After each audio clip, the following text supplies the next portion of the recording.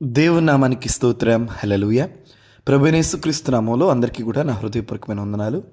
కొద్ది నిమిషాలు పరిశుద్ధ బైబిల్ గ్రంథం నుంచి ఎఫెసీయులకు రాసిన పత్రిక 1వ అధ్యాయం 3వ వచనం చదువుకుందాం. నిన్న దినాన చదువుకున్నదే కంటిన్యూ చేస్తున్నాం.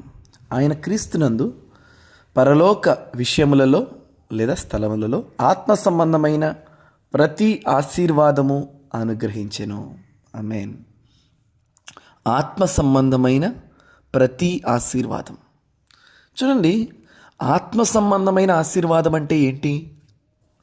ఒక బేసిక్ విషయాన్ని, ప్రాథమిక అంశాన్ని చెప్తానండి. చూడండి, ఈరోజు మనం అనుభవిస్తున్న ఈ రక్షణ పాత నిబంధన యొక్క కాలం యొక్క కళ అని చెప్తే మీరు నమ్ముతారా?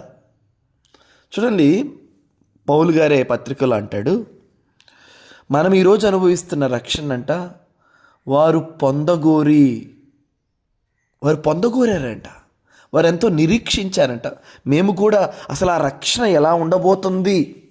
ఎందుకంటే పాత నిబంధన కాలంలో పాపి పరిశుద్ధుడిగా అవ్వబడటం అది మామూలు విషయం కాదండి. ఇది ఎన్ని గువ్వలు అర్పించాలో, ఎన్ని అపరాధ పరిహారార్థ బలులు అర్పించాలో, ఎన్ని దహన బలులు అర్పించాలో, ఇన్ని అర్పించినా ఆ వ్యక్తి దేవుని ఎదుటికి సమీపించగలుగుతాడో లేదో తెలియదు. కానీ అటువంటి మహాఘట్టాన్ని, పాపి పరిశుద్ధుడు అవటం అనే మహాఘట్టాన్ని సింపుల్గా, సునాయాసంగా నమ్ము, నువ్వు రక్షించబడతావు. ప్రభువైన యేసుక్రీస్తును నువ్వు నమ్ము, రక్షించబడతావు అని ఇంత అల్పం, అంత ఈజీగా. హల్లెలూయా. ఇది ఆశీర్వాదం అండి. పరలోక సంబంధముల విషయాలలో ఆత్మ సంబంధమైన ఆశీర్వాదం అంటే ఏంటి అంటే, రక్షణ అనేది ఫస్ట్ బ్లెస్సింగ్. మనకి రక్షణ అనేది చాలా ఈజీ టాస్క్ అండి. But there is a background work for that. దానికి వెనక యేసుక్రీస్తు ప్రభువారు ఎంతో ప్రయాసపడ్డారు, ఎంతో కష్టపడ్డారు, ఎంతో వెల చెల్లించాడు. ఎన్నో గంటలు, ఎన్నో రోజులు కన్నీటితో, ఉపవాసముతో, ఏకాంకంగా దేవునితో గడిపాడది.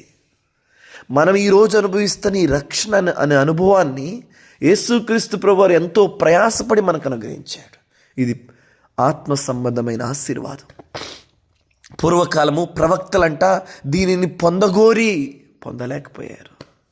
అది ఎలా ఉంటుందో అని చూడాలని ఆశపడ్డారంట. ప్రైజ్ గాడ్, దేవునికి స్తోత్రం.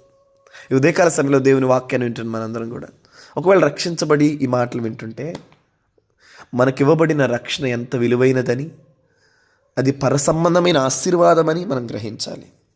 నన్ను ఆశీర్వదించు అని మనం అడుగుతుంటాం కదా.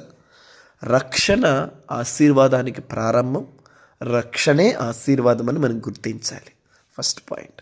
హల్లెలూయా. ఒకవేళ రక్షించబడకపోతే మీరు నిర్లక్ష్యపరుస్తున్న ఆ రక్షణ చాలా విలువైందని తెలుసుకొని, దాని కొరకు యేసుక్రీస్తు ప్రభువారు కల్వరి శిలువలో ఎంతో ప్రయాసపడ్డారు. పాత నిబంధనలో ఎంతోమంది జనులు పొందగోరి కూడా పొందలేకపోయారని గుర్తెరిగి ఇదే రక్షణ దినమని మనం రక్షణకై త్వరపడాల్సినది. సో రక్షణ ఆత్మ సంబంధమైన ఆశీర్వాదములలో మొదటి పార్ట్ అండి. హల్లెలూయా.